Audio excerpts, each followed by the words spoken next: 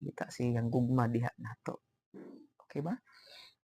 So mao na nga igsuon sa atong kinabuhi, kini gusto ni Lord nga dawaton nato siya nga atong Ginoo og personal nga manluluwas. Hinumdumi nakasala ta, kitang tanan nakasala og nahalayo tubangan sa Ginoo. That is why we need a Savior, and that is Jesus Christ, only Jesus Christ.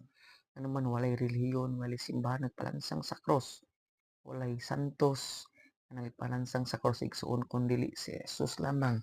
Sa Bible lagan king verse nga nagpamatuod hatag ko nimo gamay. John 14:6, in Jesus, I am the way, the truth, and the life. No one comes to the Father except through me. Si Jesus mutubag ako ang dalan, kamatuoran ung kinabuhi, walay makadto sa man, kundi pinagi nako. Ang focus sa John 3:16, totoo marawat niya, dili malaglag, apan may kinabuhi walay katapusan. Takan pa, Acts 4:12, wala nila ang gihatag sa langit, nga may makaluwas nato kundi si Jesus lamang.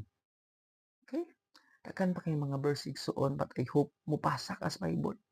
Ug tuo ka igsuon nga ang pagtuo lang o grasya sa Ginoo maluwas ta ingon Ephesians 2:8 and 9, for by grace we have been saved through faith, and it is not of ourselves, it is the gift from God, not of works, lest any man should boast. So walay makapasigarbo nga anuman ang dili ta malangit tungod sa atong mayong buhat, kundi tungod na sa gasa ug sa atong pagtuo ni Ginoong Hesus. Bahala kung moingon ka nga, among simbahan makaluwas, imong relihiyon makaluwas, na gitukod si Kristo nga makabaton ta kaluwasan. Rigson sa akong nasabtan, ang simbahan igo lang nga gitukod aron kita makasimba sa Ginoo, maka-fellowship sa mga magtotoo nga giluwas sa Ginoo. But bisan o gawas ni ana igsuon atong pagtuo lang sa Ginoong Hesus. Remember kadtong gilansang sa cross kauban ni Jesus. Yung tuo siya ni Jesus, pero sa ingon ni Jesus nga karong adlaw kauban ka nako sa paraiso. Wala siya kapabaptize, wala siya kapamember sa church, wala niya ga-acknowledge niya sa church nga gitukod ni Kristo, but tuo lang siya. Nigisaad si Kristo nga may kinabuhi siyang walay katapusan. Ug mo nagibuhat ni Kristo sa krus para nimo nako kay gugmata niya pag-ayo igsuon.